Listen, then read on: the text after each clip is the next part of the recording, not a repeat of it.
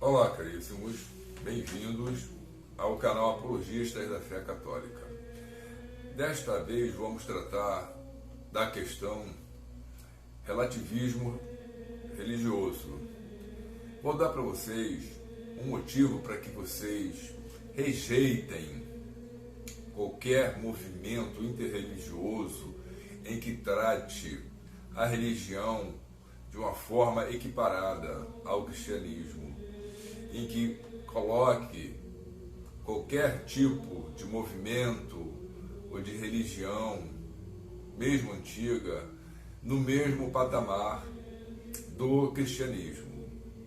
O cardeal Arinze coloca isto como um erro teológico.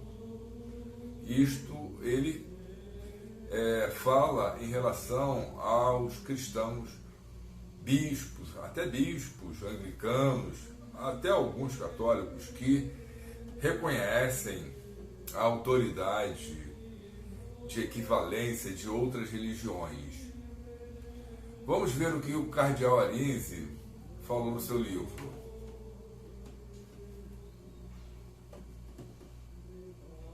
Aqui ele afirma: o relativismo é o erro teológico de que uma religião equivale a outra. E ele afirma ainda que é um erro aqueles que dizem que todas as religiões são caminhos para o mesmo Deus e que não importa a qual religião uma pessoa prefere pertencer, contanto que ela tenha boa vontade.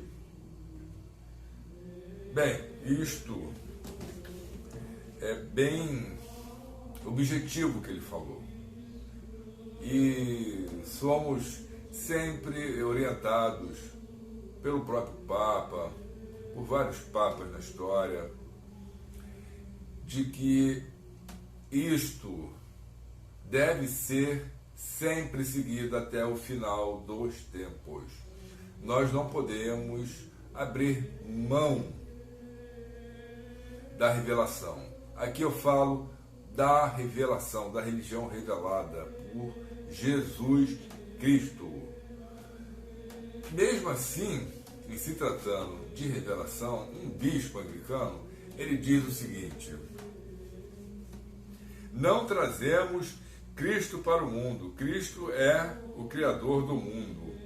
Nós, ele diz, nós cristãos, eles, porque eu não sigo esta orientação deles. Nós cristãos trazemos uma comunidade e um vocabulário. Portanto, os cristãos não devem ensinar todas as gentes. Bem diferente do que diz em Mateus 28:19. Devemos apenas oferecer uma comunidade e um vocabulário em testemunho de um dos muitos caminhos para se chegar até Deus. Como nós já temos muitas pessoas, que vocês devem conhecer algumas, até pela televisão, que equiparam as religiões, você já deve ter ouvido muito isso. Acho que dispensa eu ficar relacionando aqui todos eles, ou pelo menos alguns. Eu acho que isso nós vemos a todo momento na televisão. O que eu posso mostrar para vocês é a orientação dos cardeais, dos papas, como a orientação do cardeal Arinze, que ele nos diz: ao erro do relativismo religioso respondemos, portanto, que uma religião não equivale a outra, que as religiões não estão todas dizendo a mesma coisa, em cada ponto examinado, e que cada indivíduo tem responsabilidade pessoal e, portanto, liberdade de buscar a verdade religiosa objetiva. E o Papa João Paulo II também ele nos alertou contra esses falsos ensinamentos. Ele fala: Cristo, o Redentor do mundo, é o único mediador entre Deus e os homens, e não há outro nome sobre os céus, por meio do qual possamos ser salvos. Verifique isto em Atos, capítulo 4, versículo 12.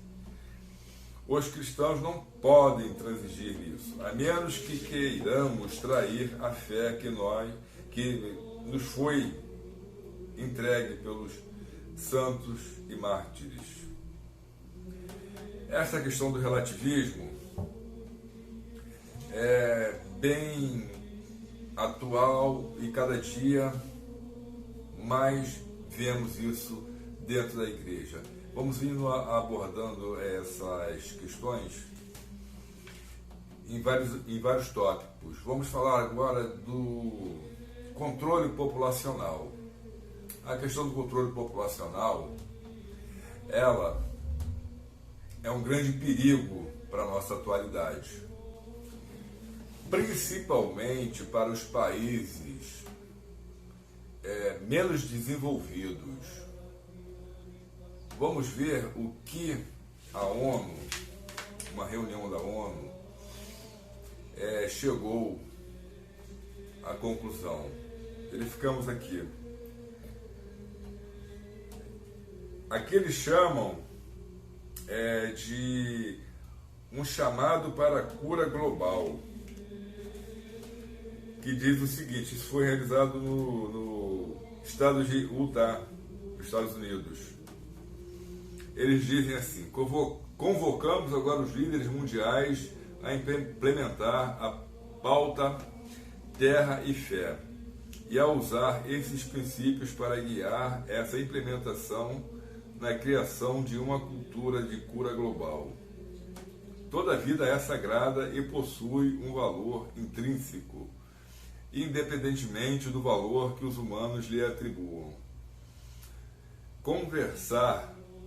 Conservar a biodiversidade é do maior interesse tanto dos humanos quanto de outras espécies.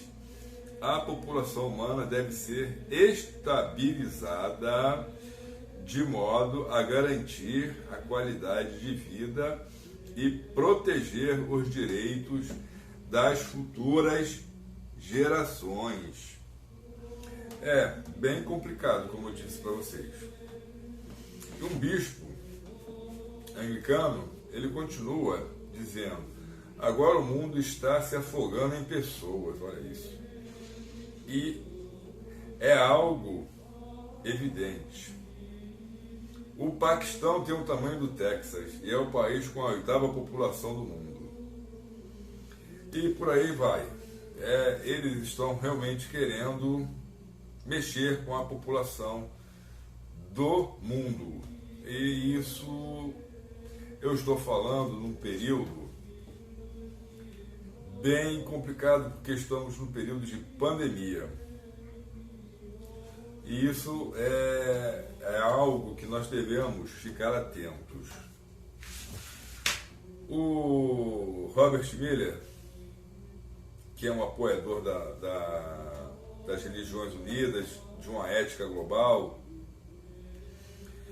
ele diz que fico surpreso por ninguém ter ainda pensado em criar uma organização pró-terra que desafiasse a humanidade. Ela se colocaria na pele de nossa mãe terra e regozijaria sempre que a quantidade de humanos diminuísse ou que eles passassem a consumir menos. Esse é um dos passos rumo a uma Nações Unidas democráticas que eles estão pensando. Eles dizem que é necessário tornar disponível para todas as pessoas as informações sobre a saúde reprodutiva e o planejamento familiar. Este Miller ele sugere um certificado de casamento emitido pela ONU para o próximo milênio, que seria isso foi antes de 2000, seria a partir de 2000, né? Entre outros requisitos, o casal concordaria em ter apenas um ou dois filhos. De fato, um bom governo da terra teria de definir quantas pessoas cada nação pode sustentar e determinar as políticas de acordo com isso, com atenção especial aos países em desenvolvimento com uma alta taxa de crescimento populacional. Bem claro, né? Que o que eles querem é acabar com os pobres. Por aí. Eles não vão ter uma política boa para a África e para a América Latina. Eles não vão querer que as pessoas se reproduzam muito. Por isso que você vê muito pautas pró-aborto, organização familiar, planejamento familiar, né, que é o nome que eles costumam dar. Planejamento familiar, normalmente, eles orientam as pessoas a evitar filhos, ter famílias pequenas, principalmente nos países pobres. Em 1997, um bispo anglicano de nome James Oatley, que era na época um observador da Igreja Anglicana da ONU, ele diz assim, ele listou o crescimento populacional humano como a primeira de 7 consequências muito graves da quebra da comunhão entre os seres humanos e Deus e toda a sua criação. E os outros males incluem a poluição, queimadas, essas coisas. E uma outra situação, na mesma ONU, que fez um fórum em 91, tem aqui, que foi publicada na Unesco, a carta de um tal Jacques Yves Cousteau. Ele disse: o que devemos fazer para eliminar o sofrimento e a doença? É uma ideia maravilhosa, mas talvez não inteiramente benéfica a longo prazo. Se tentarmos implementá-la, podemos colocar em risco o futuro da nossa espécie. É terrível ter que dizer uma coisa dessa. A população mundial precisa ser estabilizada. Novamente, alguém fala em estabilizar a população mundial. E para isso precisamos eliminar 350 mil pessoas por dia. Isso é algo tão terrível de contemplar que não deveríamos nem dizê-lo. Mas a situação geral que estamos envolvidos, continua ele, é lamentável.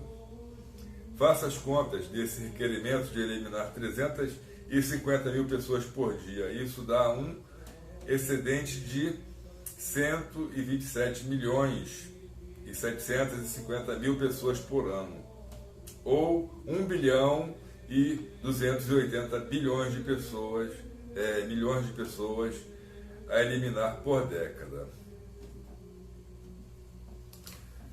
E esses planos, eles estão sendo bancados, financiados por pessoas que eu listei aqui, e vou colocar na tela para vocês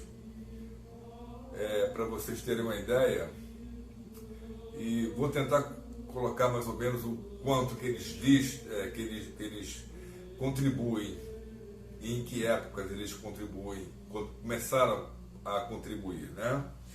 Aqui você pode começar por Bill Gates, a Fundação Packard. Packard é aquela fundação que faz produtos de informática.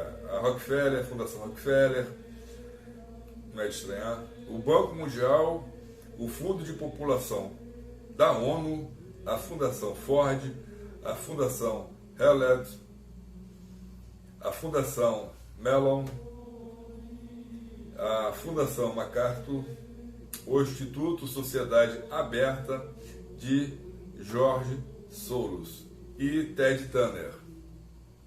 Bem,